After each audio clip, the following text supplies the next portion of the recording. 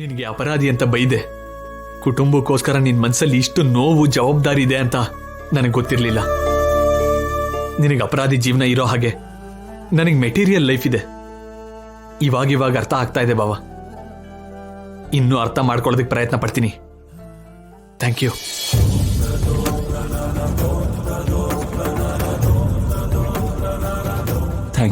Thank you ಬಾಬಾ.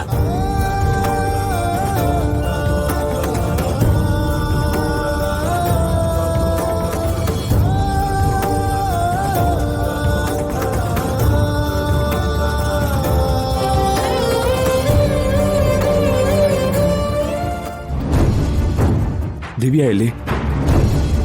ದಿವ್ಯಾ ಈಗಷ್ಟೇ ಹೊರಗೆ ಹೋದ್ಲು ರೀ. ಹೊರಗಡೆನಾ? ನಮ್ಮ ಚಿಕ್ಕಮ್ಮ ಅವ್ರ ಹತ್ರ ಹೋಗಿದ್ದಾರೆ ಸರ್. ಸರಿ ಭಾವ, ನೀವು ಶಶಿ ಇಲ್ಲೇ ಇರಿ. ನಾನು ಕೇಶವ ಹೋಗಿ ದಿವ್ಯನ್ ಕರ್ಕೊಂಡು ಬರ್ತೀವಿ. ನಡಿ ಕೇಶವ. ಬನ್ನಿ ಸರ್.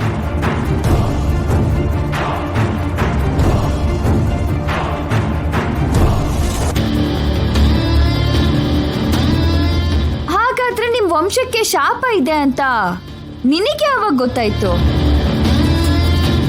ನಿಮ್ಮ ಅಣ್ಣ ನಿನ್ನ ಹತ್ರ ಏನ್ ಮುಚ್ಚಿಟ್ಟದಾನೋ ಕೇಳು. ತುಂಬಾ ದೊಡ್ಡ ವಿಷಯ ಅದು.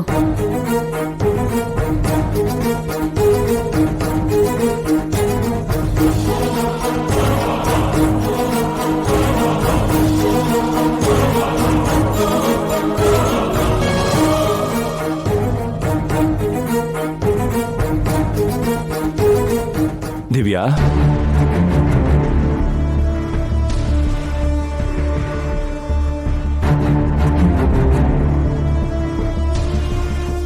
ಎಲ್ಲಿಗೆ ಹೋಗಿದ್ಯಮ್ಮ? ಚಿಕ್ಕಮ್ಮನ ಹತ್ರಕ್ಕ? ಒಬ್ಳೆ ಯಾಕೆ ಹೋದೆ? ಅವರೆಷ್ಟು ಡೇಂಜರಸ್ ಅಂತ ನಿನಗೆ ಗೊತ್ತು ತಾನೆ?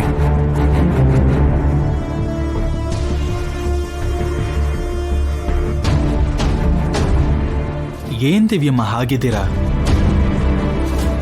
ನಿಮ್ ಚಿಕ್ಕಮ್ಮ ಏನಾದ್ರು ಅಂದ್ರ? ಇಲ್ಲ ಆ ಕಳೆದೋಗಿರೋ ಸ್ಕೆಚ್ ಬಗ್ಗೆ ಚಿಂತೆ ಮಾಡ್ತಾ ಇದ್ದೀರಾ? ಹೋದ್ರೆ ಹೋಯ್ತು ದಿವ್ಯಮ್ಮ, ಬಿಟ್ಬಿಡಿ. ದಿನಕರವ್ರಿಗೆ ಪ್ರಜ್ಞೆ ಬರ್ತಿದ್ದ ಹಾಗೆ ಮತ್ತೆ ಬಿಡ್ಸೋದಕ್ಕೆ ಹೇಳೋಣ. ಹೌದಮ್ಮ, ನೀನ್ ಡಿಸ್ಟರ್ಬ್ ಆಗ್ಬೇಡ. ನಿಧಾನವಾಗಿ ಎಲ್ಲ ಸರಿ ಹೋಗುತ್ತೆ. ಅಣ್ಣ, ನೀನ್ ನನ್ನ ಹತ್ರ ಏನಾದ್ರೂ ಮುಚ್ಚಿಡ್ತಿದ್ಯಾ?